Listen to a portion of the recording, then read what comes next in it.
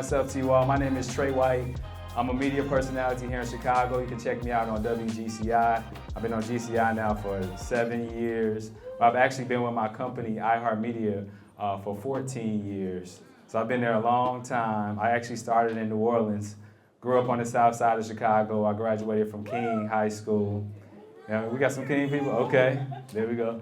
I went to King, and then for college, I went to Xavier University down there in New Orleans. And of course, man, I'm a part of the best fraternity there is, Kappa Alpha Psi, Yo's of the News in the building. Had to plug that in real quick. But if everybody else on the panel could just introduce yourselves, I'll pass the mic. I don't necessarily need the mic, but I'll pass it, and then just introduce yourself, yeah. Hi, everyone. Oh, okay. My name's Scarlett. I'm a Latino-based content creator here in Chicago, and I post fitness, beauty, fashion, stuff like that, and just my life in Chicago, and I've been doing that for about 1.5 years.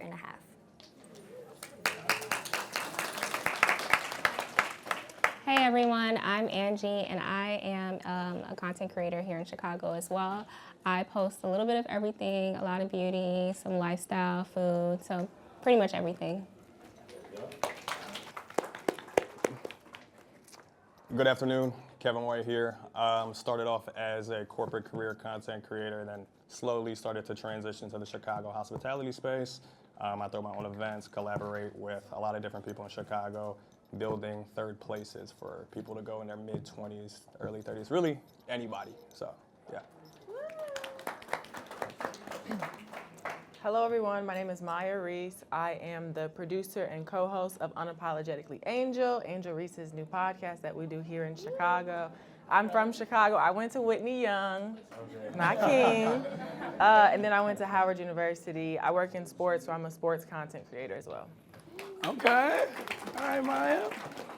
All right, you guys, I'm Jermaine, a big funny dude, AKA Big Lowski. I'm a content creator, social media influencer, YouTuber. I actually got a show on YouTube called This My Sister House. If y'all ain't subscribed, go check it out. I do mostly like comedy videos, more so relatable videos. I try to do something to keep on the positive side. I'm actually here from Chicago, out west, 290. Put that out there. I ain't gonna shout my high school out because it might not be a lot of people that went there in here. So pretty much, yeah, that's what I do. And I'm also a stand-up comedian. I'm on tour right now. Uncle Hank and Big Low, they on the Skin Bone, y'all. So we stopped here, and I'm here for you guys, all right? Okay. Oh, yeah. There it is. Real quick, can y'all hear me this way? Yeah. Okay, cool. So this is gonna be weird passing that microphone around like that. But how many of you all are on social media? Okay, pretty much everybody in the room. What's the? Okay, you're here from Kevin's TikTok. Okay. Which platform do you think is the most? Is more relevant to you? TikTok? Is it Instagram? TikTok? YouTube? Depends on what you're going for. How many of you all are trying to become content creators or learn how to make money off of social media? Okay, so a few of you all in here. So I'm gonna ask the panel some questions, and then anybody can just answer the question. You don't have to necessarily go in order, because I think it'll just take a long time for that. But actually, for this first question, I want to know, can each of you share your journey on how you started creating content on social media and what inspired you? So we'll start with you first, yeah. Okay, so I didn't even think I was gonna be a content creator. I'm musically inclined, so I liked it rapping. And I was getting my car fixed one day, and they was just like, hey, why you don't make them funny videos? They be making money doing that. I'm like, yeah. And I did a video right then and there, and it did 4 million views on Facebook. Wow. And then WorldStar reached out, grabbed the video, it did 28 million views on WorldStar. I say, oh yeah, I'm done rapping. Like, I just did all that with a phone. I'm like, so, and then, and I got so comfortable with actually doing it that I made it actually a career for me right now. So this is kind of like, I quit my job and everything for it because the money got good. If you want to become a content creator, I just say that find a niche for you, something that you're comfortable with, that people will actually want to watch, and get monetized, because that's how they're gonna pay you. Should we go in order? Yeah, just go in order. I'm not as funny as him, guys. So I did go to school for broadcast journalism. I went to Howard. After I graduated, I was a TV news reporter, but I never wanted to be a TV news reporter because I don't actually watch local TV. So my professors encouraged me to do that. I did that for 2 years. It wasn't my vibe. So then I left and I did the Tokyo Olympics with NBC Sports, and that was digital. So it was like their app, their website, streaming, things like that. And then that led me to work at Overtime. I worked there for 3 years running Overtime WBB, which is their women's basketball page, helped grow that page to over 4 million followers. But they didn't really have any black women. So I was like, you know what, like, I run the page, but then I started to make sports videos in front of the camera as well. And then from that, I got to go to All-Star and Super Bowl and like all the big fancy sport events. So it was nice. Yeah, I'm a talker, so like I've always been on social media, especially like on Snapchat. Like I used to post 20, 30 stories a day just talking. And my buddy, he's a big fashion content creator. He just told me, he was like, you need to start putting this in video format on TikTok. So I just started doing it. I'm a first generation college student, so that's kind of like how I built my page, my foundation, like how to get a 6-figure job, how to be professional in, you know, your office, corporate politics, things of that nature. But I'm also a partier. Like my mom is right there. Like we always step out, we have a good time. Like she was at my end of summer party taking shots, talking to people, all of that. Same thing like my pops. Like my pops every Friday he'll FaceTime me at his local little cocktail lounge. Like we getting activated, we getting started. So started to get into like the Chicago hospitality space, throwing my own events, more so like realistically like creating events for people that look like us. You know, like Chicago is very big, but certain places you go, you only listen to house music, you only listen to stuff that you don't want to hear. So putting DJs on, putting people on as far as like hip hop, Afro beats, R&B, and then getting into that space, so.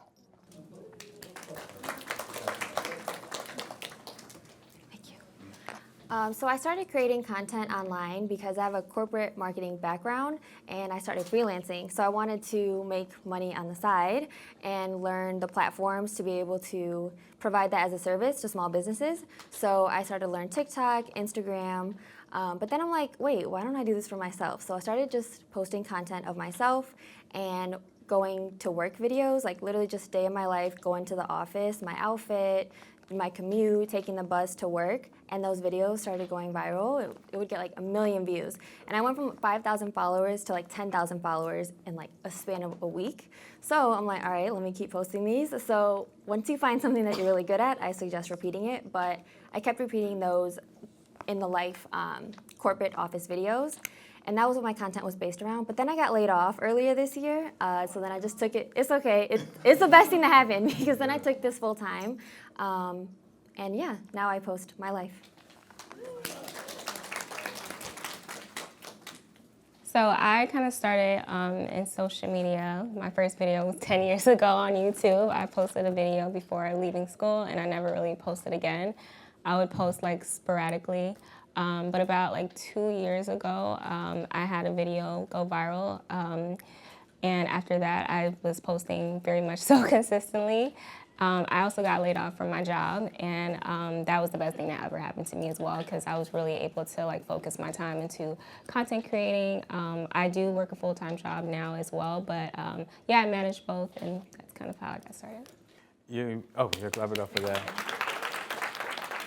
We're talking about viral moments. So you said that one of your videos went viral 10 years ago. Can you talk about the video that you posted that went viral? Yeah, so the first one, it wasn't viral, but I had one go viral like a few years later. I was actually talking about like one of my biggest insecurities, which was my forehead, and that video went viral like overnight on YouTube. I wasn't consistent, but as for TikTok, the video that went viral for me, I was actually having a really bad day, and I bought myself some flowers, and I like dropped the flower food. So I like Googled like what goes in flower food. It was like bleach, sugar, citric acid. So I was like, okay, I have a lemon. So I like made that little concoction, and I put like the flowers in a vase, all nice. And that video went like super viral overnight, and that's kind of what made me be like a little bit more consistent. Yeah. What? Anybody else on the panel? Like, what was your first viral video that you posted? Yeah. It was my very, very, very first video. It's crazy because I made the video more so look realistic so more people can relate to it. And since I'm from Chicago, I made it where it seems like, you know, it's crazy. This is a crazy video. So I made it seem if it was a real video, like it was actually something going on for real. And it made it seem like I got into my mechanic for taking too long with my car. And I was really aggressive. And then when he started getting aggressive, I started curling up like I got soft. And so it was crazy because everybody thought I'll be at work and people be like, hey, bro, that was you in that video? Was that real? And I'll be like, nah, bro, it was a skit. So that's how I started doing them. I started doing videos or make it look as if it was real. And then I just started doing some like more funny videos or whatnot. Yeah. I don't think, what's crazy is 10 years ago or maybe even 5 years ago, like this type of discussion it wasn't even a thing. So it's just amazing how it just has evolved over these years. And Kevin, I mean, you said that you talked about restaurants and, you know, things like that. I'm assuming that going to restaurants is something that you like to do or, you know, like you go quite often. Right. So how did you get into this space of doing that, you know, and just enjoying restaurants, but also turning it to something to what it is now? Yeah, I would say a lot of that has come from like my mom and my dad, especially my dad. He's a very like big cocktail drinker. So once I became 21 and anytime I would visit him, he lives in Atlanta, we would always go to different cocktail bars. So like any sort of video you see from me, I'm highlighting like the ambiance, the vibe, good drinks. There's a lot of like foodie accounts out there, but like I wanted to like differentiate myself between them. So in a lot of my videos, I'll say, tell them Kevin White sent you. So like my first video that I did was at Hide and Seek. Like the staff was phenomenal. I talked to like the manager, he was a black guy, and I made the video that night and I said, tell him Kevin White sent you. I went that next week and they said over 1,200 people came in a week saying, we here because of Kevin White. So then I was like, oh, like I could really like put my own stamp on Chicago, like hospitality. So like any restaurant that I go to, I'll ask to talk to the GM. I'll ask to set up a meeting. Or the owner, especially like smaller restaurants, they don't have a GM. I'm talking to the owners like, what's your slowest day? What's your busiest day? So if you got a slow day, I'll post a video then. All of the videos that I post are places that like I like to go to, especially like in hospitality. They'll give you a dining credit, but I go out all the time. I don't need the $100. I want to see like highlight places that I like to go to, but then also drive that traffic for like especially smaller businesses. Now, Scarlett, you know, you said that you just like putting on fits, you know, going to work. So how did you monetize that? And have you monetized off of that? And how could someone who might be into posting their clothes or fashion, I know hair, all these different type of entities is really, you know, relevant these days. So how can someone monetize off of that? Yeah, I would say at the first step, make sure when you're posting, you have an email in your bio and your location so that businesses and brands can find you and they have a way to contact you. That's like how I first started. I just put an email in my bio and I started getting emails from people. And then in terms of like posting outfits and beauty or anything like that, tagging products that you use or brands that you use so they can see like, oh, this person is a customer of ours. Maybe let's send her something or let's have her make a video for us and pay her. Or it might be what they call UGC, so you don't even have to post it, but they might like your style of content and they want to pay you to make videos to post on their platform. So there's like a lot of ways to make money from it, and there's so much money, there's enough money for all of us to make from social media. So, yeah. Yeah. Now, Angeline, you said that, you know, you were once laid off. You said that was like the best decision, you know, one of the best decisions one of the best things that could have happened to you. So how did you monetize from your social media to kind of leverage the fact that you didn't have like a steady income coming in at that time? At that time, I was like just starting off, so I wasn't making like a lot of money, but there's like a lot of apps, a lot of websites you can go to kind of find opportunities for yourself. So that's kind of what I did in that time period. It was only about 3 months I got a job after that, but at the beginning stages, I kind of like did a lot of outreach. A lot of outreach. I love that. All right, so Maya, you know, you talked about how I'm going back and forth if y'all can see what I'm doing, but Maya, you had to, I see, from your story when I was listening, you kind of had to pivot from what you were doing and then you pivot into something else, but then now you're doing something that you're passionate about. And shout out to you for doing the podcast with Angel Reese. Like I've seen the clips and it's really good. Yeah, it's really good. So talk about that and just using social media for that platform. For the show? Yeah. And for you too as well, personally. I think social media is our main driver for the show. Like, as soon as I sit down and write the show, like, okay, we got Lotto and Mariah the Scientist, I'm thinking, what's gonna go viral on social media? Not like YouTube, yeah, but I'm thinking of social media clips so that it gets picked up by The Shade Room, The Neighborhood Talk, E! News, like Bleacher Report, all of these big blogs, because that's how we're gonna get as much exposure as possible. So I think for me, monetizing that show, we get a lot of our money from sponsors and from YouTube. So when writing the show or even being on the show, you always want to be like, oh, like, I really like your shoes, Angel. Oh, thanks, they're Reebok. And then like, boom, you send that clip to Reebok. Now you can get a Reebok sponsorship and they'll give you $700,000 to be in the next episode. So it's definitely like name dropping, like she was saying, tagging businesses, reaching out to them, and then just trying to get views on social media, because you can post a video and get money from that, but you can also post a video and now you get exposure. So like for me personally, I'll post a video about something for me, and then my agent will be like, hey, ESPN reached out and they want you to go cover this college basketball game. So it's like you never know who's watching you. Nice. So I know sometimes, especially like someone that's beginning into the content creating world, you might post a video and it might not necessarily do good, or the numbers might not be compared to whatever. What do you do with situations like that? Like, what keeps you encouraged to continue to put out content instead of just like quitting from it all? And anybody can answer this question. I can answer it. I just need the mic though. Thank you. I think that's a really good question, because it's so easy to compare yourself on social media and you see like somebody else's video going viral and yours looks similar and it's not. But in terms of keeping your mental self in check, wait, what was the question again? And that was off the fly too. Right? No, it was a good question. I know. Okay. When the money's not coming in, Or how do you no, keep doing it? When you feel as though like the video might not be getting as much likes or views, you know, what keeps you encouraged to continue to keep going after it? Yeah. Okay, yeah.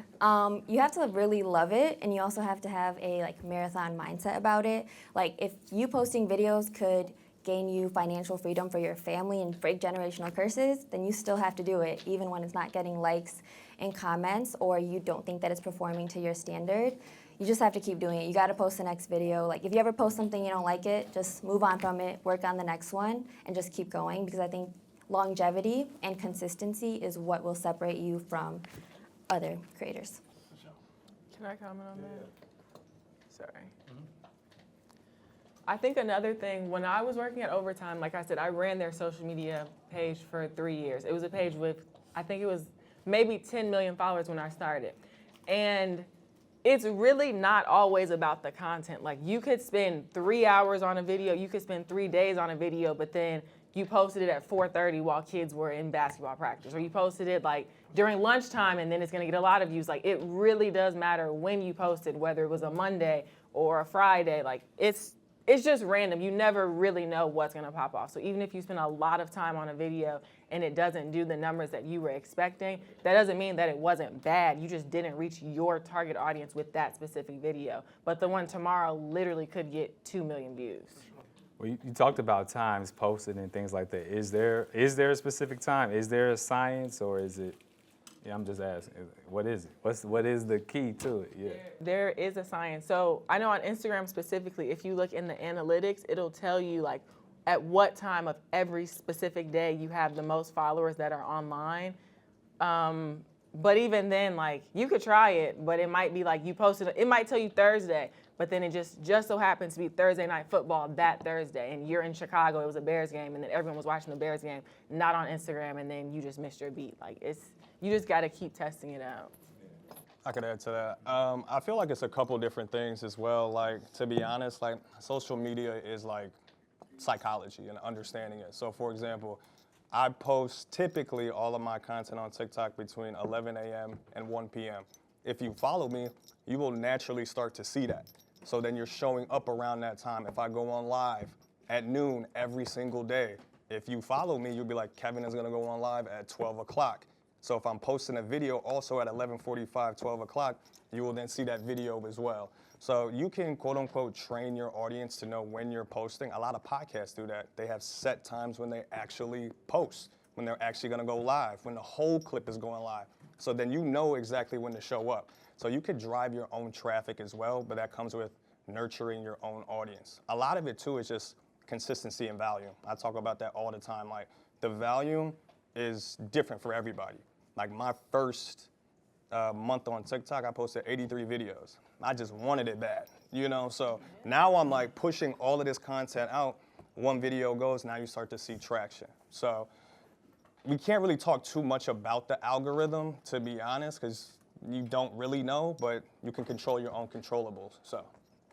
Now, Jermaine, you being a comedian, I know that has to be hard when you thought you posted something that was super funny. It's funny to you, but the masses is like, man. Nah, I get it a lot, but it goes along with, like, first of all, you know, the longevity and the consistency for sure. With building your brand, you definitely have to be consistent with your work. And it's always good to actually post at a certain time so your people know that, hey, look, this is gonna be dropping at this time, because I do it all the time with my YouTube. But as far as like the content, like my biggest platform used to be Facebook at first, once upon a time. Facebook really is what made me quit my job.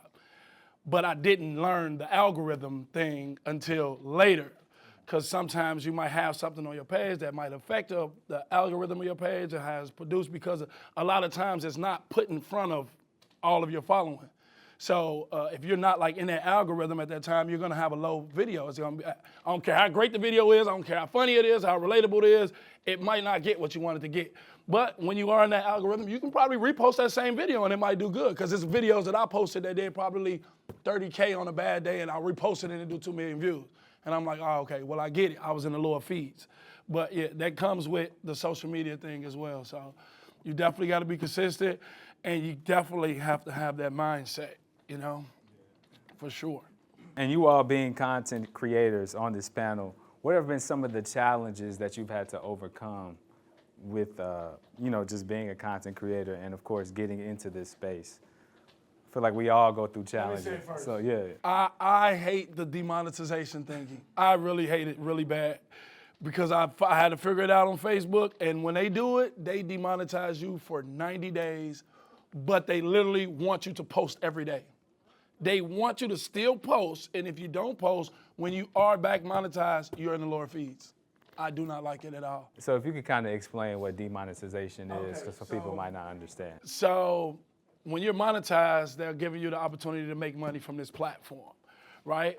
They'll demonetize you temporarily for something that you might have posted, or something that you might have said, or something. It could be something that you posted old and it just come back up and they like, hey, April 3rd, 2021, this video was posted, it goes against the guidelines, demonetization for 90 days. So now they're stopping your opportunity for you to make money, but they still want you to create for their platform. So they still want you to continue to post. And a lot of people lose motivation when they're demonetized, because when you're being paid for it and you like, they ain't paying me, so what I'm posting for? That's the mindset that we get. We don't want to continue to post because you feel like you putting work out there and you're not getting money from it.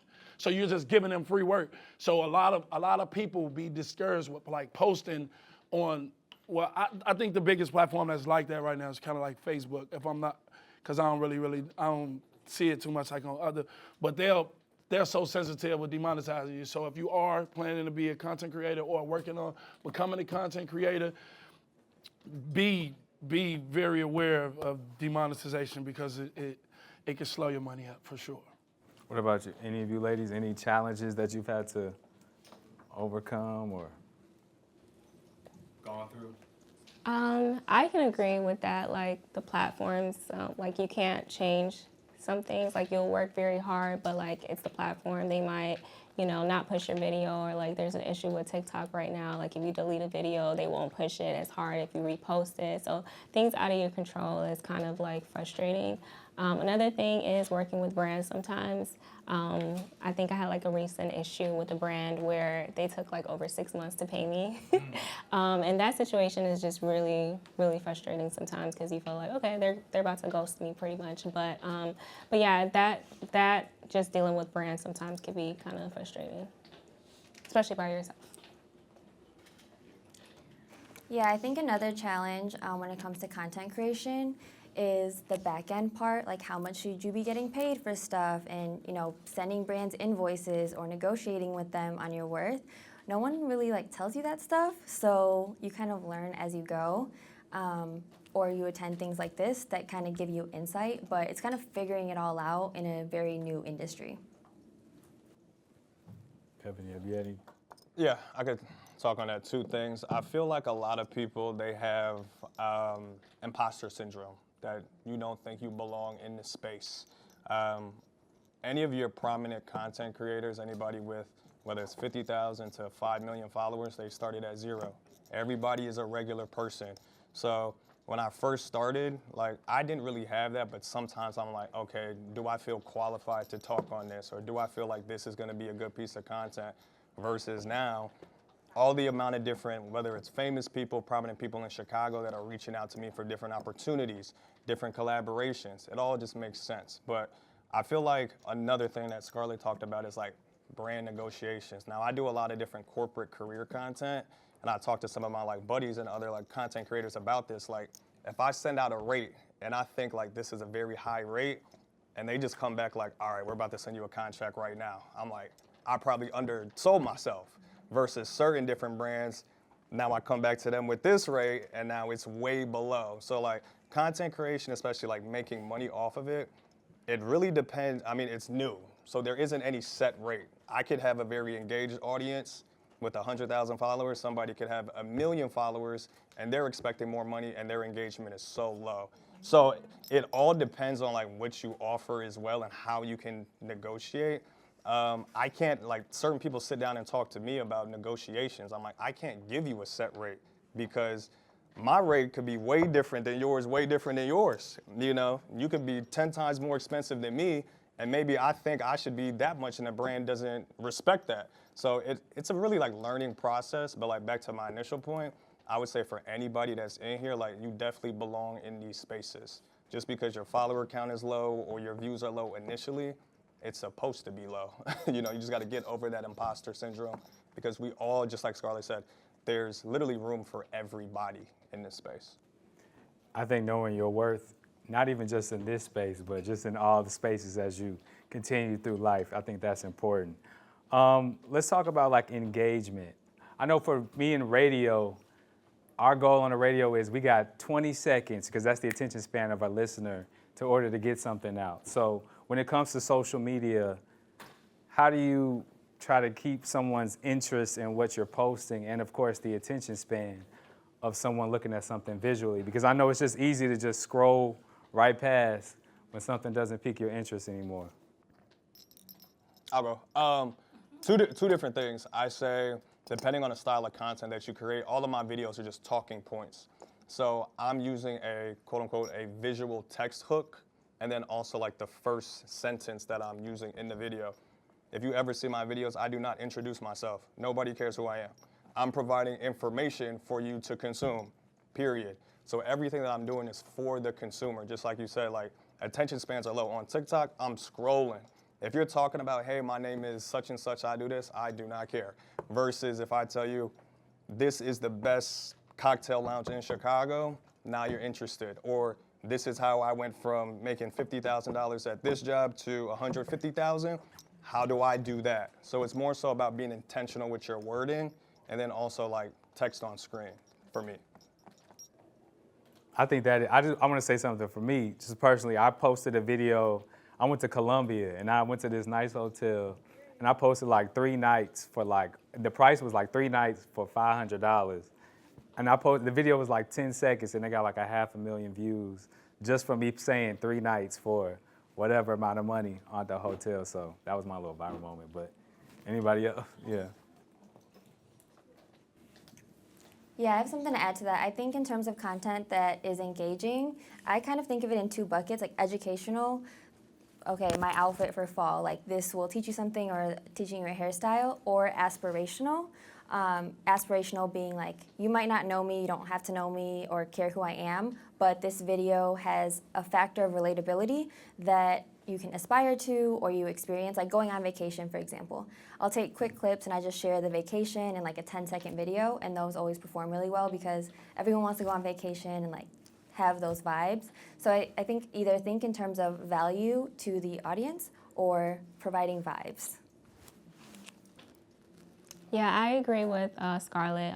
Another thing I want to add to that is like what Kevin was saying, like you kind of have to get to the point because people are scrolling very quickly. So like within that 5 seconds, if you don't like kind of like explain what you're gonna say or like what the video is about. For example, me, I used to make like a lot of drink content. I would start off with like the finished drink product so they can see like, okay, if I watch to the end, I can make a drink like this. So just kind of getting to the point with your videos. Mm-hmm. I think another category outside of the educational element or just the value is also opinions. So like I said, I work in sports. So when I was at overtime, I would make a video and say like, Caitlin Clark is Rookie of the Year, and here's why. Boom, boom, boom, boom, boom. Angel is Rookie of the Year, here's why. Boom, boom. Like, you have to say something to where someone's gonna watch and be like, no, she's not. Why would you say that? Because now they're gonna comment.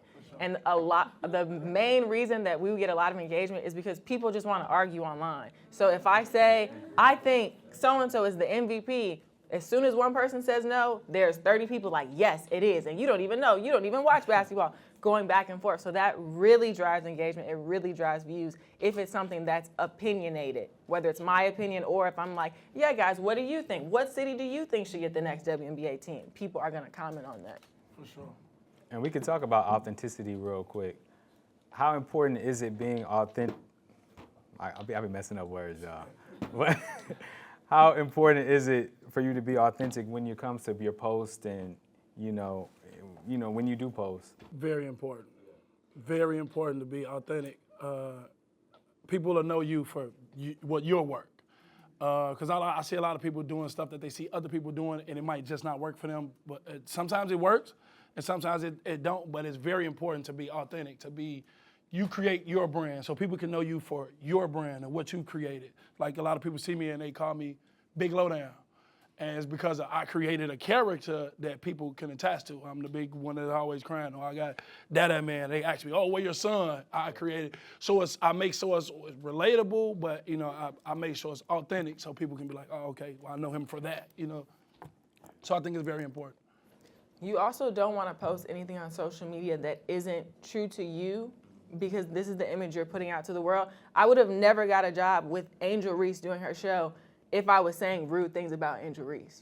I respect her as a player. She was one of my favorite players. But if I was just trying to make clickbaity things just to get attention and get views and saying rude things, I wouldn't get the jobs that I get. I wouldn't get the opportunities. I wouldn't be able to go talk on ESPN if I was doing something crazy online. So you have to be authentic to who you are because your audience wants to know you. But if you're not showing them you, then who are they getting to know? Yeah. I say especially in the Chicago hospitality space and third places for myself, I'll say on the internet, I said, if you see me outside, come talk to me. And so anybody that comes up, I'll stop and have conversations for 15, 20 minutes. Somebody that moved from DC to Chicago, he came to my St. Patty's Day party. I had no idea who he is, and I hang out with him every weekend now. So I tell people that the style of content that I create is just at my home talking, trying to be relatable. So I push that, especially as somebody that creates, curates and hosts their own parties. I'll be at my own party talking to everybody.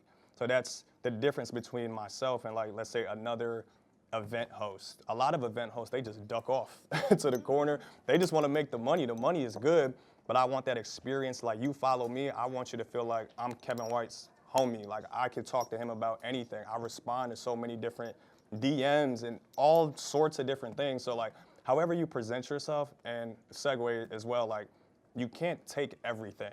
It's once you start to get monetized. I turned down a lot of different brands and different opportunities, especially with, we'll call them Chicago restaurants. We'll talk there. Oh, I don't like that food, so I'm not gonna go there. Or I don't like your establishment. There's no reason for me to promote that if I'm never there. A lot of people, they see me at places that I promote because I go there. So now it's oh, he actually likes this spot, so I'm gonna go there. So I would just say how you create your own personal brand. You don't want people to see you in a different light. Oh, he said this on the internet, but he's not like this. So then now you have people making think pieces about you oh, this person isn't who they say they are. So now you lose credibility. So just always being true to yourself. How about you, Scarlett? Yeah. I think authenticity is super important because I feel like if you're faking it, people will kind of tell, and your uniqueness is your superpower. And also, that's what might be relatable to someone. For example, when I was posting my corporate office videos and I would post like taking the bus to work, that would just like blow up in the comments, and then the video would go viral because people are like, oh, she's showing the bus before the Benz. Like, thank you for posting this. Thank you for posting like a very realistic day in your life. And I want to be relatable because that's my life.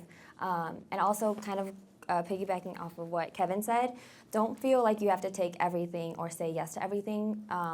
Like reject that scarcity mindset, because your authenticity that you keep and that you build with your community is more important and more valuable than that.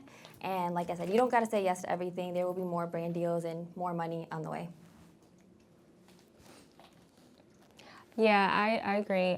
You don't have to say yes all the time. If it doesn't align with your, your values and your personal brand, I think it's, perfectly fine to say no, because your followers and the people who, turn to you and trust you, they can easily tell, and then you lose that trust and you kind of lose that follower. So, Yeah. All right, so I know the time, it's kind of crazy that the time is kind of winding down, but we're going to ask anybody have any questions for our panelists? Yeah, just stand up, tell us your name and what do you do and where you from and all that. My name is Joel from the west side of Chicago, I live in the west suburbs. I'm a full-time content creator, and question I got, especially for you, Jermaine, is like most of my income is through Facebook, right? So like I'll have a video, or like some do like 400,000 shares, right? Pay, some no money. Then I'll have some do like 800,000 shares, and I'll get paid like way less than that video did. Like, so how do you like? Because I can't contact Facebook, like, I know I should get paid for that. Like, Yeah, you definitely can't contact Facebook. You can reach out to them through support, right? And if you're consistent, like with them, and when you reach out to them, they will respond. Like they actually do respond. Sometimes it might take a little time, but if you own them like all the time, like me, if I got an issue, I'm on y'all, or whatever the case may be. And I totally get you on that though, because sometimes I feel the same way. But I believe it's probably something that's actually in the content, because they have it where they pick up on, like, even when you're saying the wrong words inside of a video and all of that, that actually affects the pay as well. Yeah, no problem.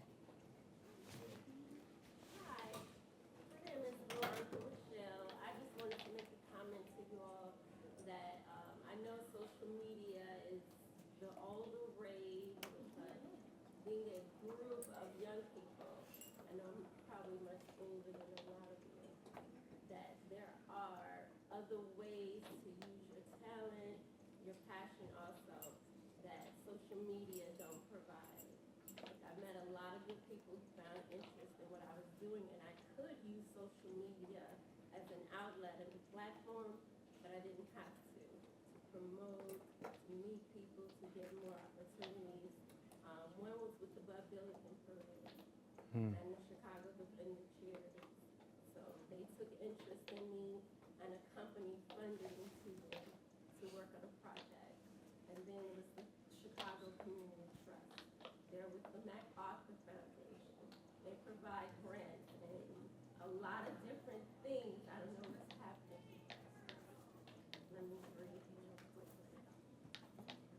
They provide grants and a lot of different other things for people who are looking to advance in their careers. All you have to do is write to them, tell them who you are. It's not all social media. Social media is a small part of our existence, and it's fairly new. It was born, I think, in 2007. So always look for Thank more you. opportunities. You don't need something trying to press you like a manufacturer to produce something. Thank you. Much more, and purpose is much more. Anybody? Yes, your question. Thank you. Thank you. Hey everyone, my name is Alexa Paris, not just Alexa on Instagram. I'm getting into content creating. I actually quit my job to pursue modeling full time. So I've been modeling about 11 years, so I'm taking it extremely serious now. What are some tips that you would give someone like me looking to just start and be seen? Do you post content about modeling? I do, but only on Instagram for the most part. I have TikTok, but don't know. I can't get into it, but I'm guessing Okay, I should. you gotta get into it. I would post on both and post like I don't know if you have or not, but share that you quit your job to pursue a passion that you've been like having on the side for 11 years because I think a lot of people could relate to that and that might help grow your platform. Go ahead. Sorry. You actually really should lean into TikTok. There's a girl I follow on TikTok. I can't think of her name, but like, I don't want to be a model. I don't model, but she's a model, and I love like every single thing that she posts. Like, I'm obsessed with her. So I think you definitely should lean into TikTok. Instagram, everybody's like an Instagram model, like an IG baddie. But if you're doing actual contracted, real runway modeling, you should go on TikTok. You can look up, there's a lot of influencers who post about the behind the scenes of the skincare, the different products they have to use, what they eat in a normal day, because they do have to eat very healthy, what they drink or what they don't drink, their sleeping schedules, like a lot of behind the scenes stuff. That's what people are really interested in seeing. All of it. People also don't know how to pose, so you can show us how to pose too. Yeah, like there's so many different ideas you could do with it. I should make you walk down this aisle right here. The red, yeah. I mean, whoever just stands up first. This isn't class or anything like that. But you go ahead. I'm Trey. So basically, I'm a serial entrepreneur, and I'm just asking because I used to have a struggle for anybody else that's in here that might want to know, how do you find a niche? Because some people, they are multi-talented. I'm very multi-talented. So I can't pick just one niche for you to relate to. I have to relate to everything. So can you explain more about that? Yeah. Everybody's multifaceted, just kind of like what you're alluding to, but also you got to do the necessary research on one, what can you create around consistently? Two, I say think like a consumer. Would you watch your own video? You know, I say that all the time. I'll post a video, I'm like, I wouldn't watch this. Even though I think it's good, I'm creating content for somebody else to consume. So, you know, I'm sure you probably heard like a 70-20-10 content style or 60-30-10 just to start your page. Like, your page should have some sort of foundation. If I go to your page, I should know you for something. Everybody doesn't have the luxury just to be a lifestyle creator. Like, that's just being honest. I can't relate to everybody's life, you know. Certain people, they're very well at creating that image. But if you're creating informational / educational content, to piggyback on what you said about like the modeling, well, I'm not a model, but if you tell me like I only eat 500 calories a day for this look, well, let me see what she eating for, you know, that day, or talking about different things in the sense of what it's like on set for New York Fashion Week. Let me look at it, you know, things like that. So you're always creating for the consumer, and then you could ease it in. My page was 100% corporate career content. Yeah, my page was 100% corporate career content, but I knew I wanted to get deep into hospitality. So then I slowly started to ease that in. Now, like, my percentage is different. It's now like 70-80% Chicago. So like you have to do it like strategically, but like I said, I would start with like 70-20-10 or 60-30-10. Just build foundation first and then add other aspects of your life into it. All right, Noop, you had a question?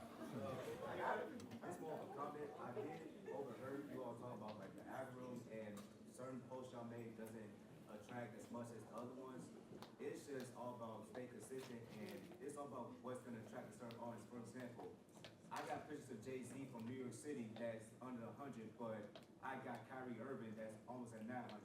Or on TikTok, I post clips of celebrities getting ready to perform. You feel me? Some do less than others, but I can get Quavo, Boosie, and Rick Ross, and now I went from 2,000 to 70,000 followers on TikTok. So it's all a matter of what's certain people is going to attract certain audiences. It's going to help you grow. That's learning experience from there. That's a good point. Look, whoever talks, I can't keep up. I think like I came in late, so I don't know if you guys talked about this already. But like, what made you want to get into content creating? Because I think a lot of people like want to kind of get into it, but it's like for you, Kevin, I followed you, and it's like you're like, oh, if you see me at the bar, come say hi to me. Aren't you scared that like people are too in your business? I mean. That's like my biggest fear. I'm like, yeah, I'd like to put my life out there, but also I don't want people knowing too much. Yeah, like that makes sense. I mean, like if you watch like my content, like you don't know anything about my personal life for real. I don't post like that. Like, so for my corporate career content, I've never said what company I work for. I've never recorded in the office, and I don't indulge in corporate gossip. If I'm in a hospitality space, that's something that's welcoming. I'm engaging in a lot of different conversations. So I want to build that rapport with people in Chicago. So if I'm hosting, we got a Halloween event and then a black tie New Year's Eve event, I want you to feel like you're welcome to that. So like even at my events or even if I'm outside, yeah, I want to talk to everybody because then that's word of mouth. You're going to go back to your friend and say, I seen Kevin White at the spot he posted and he bought me a shot. I'll be doing that. I'll buy you a drink. I'll do whatever, take a picture. So like I'm building rapport in my city because I'm deep into hospitality, you know? Advice for new UGC content creators to be. Would you say it's more important to focus on going viral or focus on building your following? I think the most important thing is to be consistent. Just focus on that because I feel like that's half the battle, just being able to be consistent in what you post. And I think the followers and your audience will find you that way. Something to add to that, if you're focusing on UGC, I would say lean into the quality of the content that you create since you're not like posting yourself or your life. You can step it up in the quality and a brand might want to pay you a lot of money for that quality. We got time for we got 5 minutes. Hi, I'm Cherish, Westsider, chronically online, but I wanted to get into content creation. So I guess the question I had is just like any tips on like editing or capturing content in like an aesthetic way? More so for Scarlett because I follow your page and I think others. Oh, hi, thank you. I think I use CapCut to edit and kind of like watch a lot of other videos and see what style you like. Do you have a tripod? No. All right, so step 1 is the tripod. Get the tripod and start filming everything. Okay. Mess around with it in CapCut. The lady. Okay, yeah, I got you right after. What's your name? Okay, I'm sorry, I didn't even get you off. I'm in the 6th grade, so I'm probably the youngest person here. And I know as like I'm Gen Z, so how do you how do you capture the attention of like the new people that's in all of these different types of things, these trends that are now coming up? How do you like keep their interest and not just like the older people? Well, first of all, thank you for standing up at such a young age and answering that question. It takes a lot of courage to do that. Somebody can answer that question, though. I don't. Sorry. You're saying how do we keep the interest of a younger audience? So for me, I work in sports. One thing that helped me reach a younger audience is that I started to cover younger athletes because they are looking for like I covered Paige Beckers for years, Flage for years. So it helped me a lot to cover these girls when they were in high school, posting about them, because then once they're big going into college, it's like, oh, well, you're going to look to Maya's page because I've been telling you all the ins and outs about them. So it's like you have to find things that the younger audience is interested in, but also that you're interested in, because I shouldn't just make a random video about some girl if I'm not interested in her story. You're gonna tell because the video won't be good. So it's like you have to find things that you're interested in that you think a younger audience would also care about. And with me, just to piggyback off, I focus on creating content that the younger kids can relate to. So I'll do a funny video that is relatable to younger kids. Like, for instance, a viral video that I have, I do something with my son. I call him Dada Man. And usually when you kids and you see your parents leaving out the door, you want to leave out the door with them. Or you in the store and your parents tell you something like, don't touch nothing, but you really want something in the store. I try to find a way to make it funny. And usually kids be like, oh, I did that before, So it was like, yeah. So I got a couple of things really fast. My name is Bess, by the way. When you first start out content creating, do you start off with an introduction video first, or do you just dive in straight to whatever your first content is going to be? That's one. Part 2 is, what are the demonetization words or phrases that we should steer clear of? And 3, how do you handle negative comments in your comment section? Do you read them? Who want to take it? Who want to take it? Anybody want to take it? Dive in, all right. For the negative comments specifically, like as a woman, I've posted pictures, selfies, anything, and there's always like a creep who's gonna say something, and it just lots of crazy comments. But you literally, this is gonna sound cliche, but you have to not care. Like you could comment whatever. I'm not even gonna take the time to delete it and go through because you're gonna see, oh, she deleted my comment. Oh, I got her mad, or oh, she blocked me. I'm not gonna block you. I'm just gonna let it rock because I know at the end of the day, your profile picture is not your actual photo. You're trying to troll me to get a response because you was in my DMs and I didn't reply. You know, like you're trying to get a rise out of me. That's why you commented something negative, because if you were sitting right there, you wouldn't say it to me. So social media is not a real place. Just ignore the negative stuff and just keep doing you. Yeah, just keep doing you. I do want to, this honestly is a youth panel, so I do want to get the youth right here if they can ask their questions. Yeah.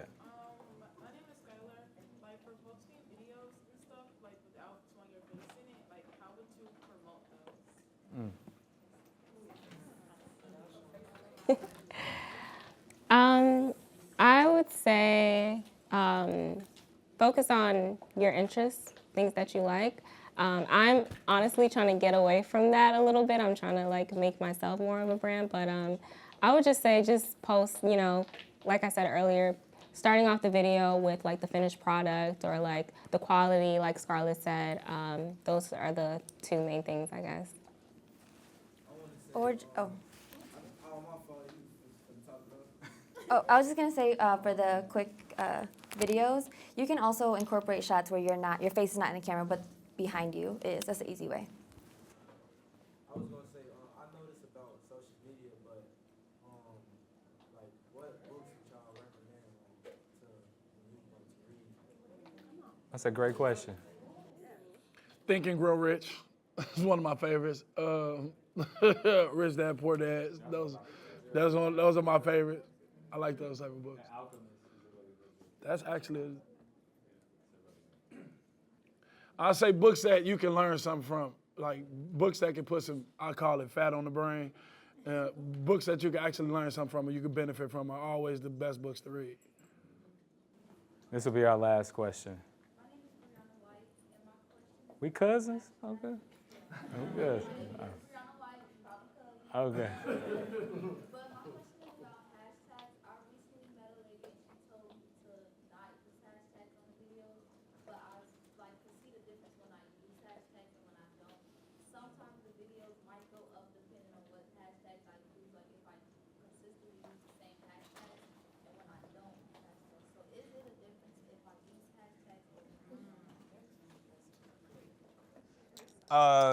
I would say, like, in my personal opinion, it doesn't matter. I don't use any hashtags. The algorithm is smart enough for you to, one, I create a lot of stuff about Chicago. It'll put, like, you put your location, like, when you, like, sign up for platforms, right? So it'll put my content in the proximity of people that are in Chicago. Do hashtags work? Maybe, like, you know, if it was for sports, you know, if you were talking about, for example, LeBron, hashtag LeBron James, hashtag Lakers, yeah, that would make sense. I can't even tell you how many to use. You know, when I first started, I would do 4 to 5 hashtags: career advice, corporate tips, resume tips, interview tips, you know, something along those lines. But I can't really tell you the metrics behind it. I would say just being more intentional with what is on the screen. I tell everybody, use a text hook. So whatever your video is about, put it at the beginning of the video. I'm listening to you talk about it, and then I'm also reading it. So like when you put things like words on the screen, a TikTok algorithm, Instagram, YouTube, whatever it is, they will pick up on the words. So it's the same for hashtags, but like nobody could tell you like, oh, is it working? Is it pushing it more? It's more so about the content itself. All right. Well, you know what? I do want to say thank you so much for joining this panel. I don't know if you'll stick around for people to come and ask you questions, but depending on the panelists, they'll be able to answer your question. And we appreciate all of you all for being here. Just clap it up for yourself. And thank you.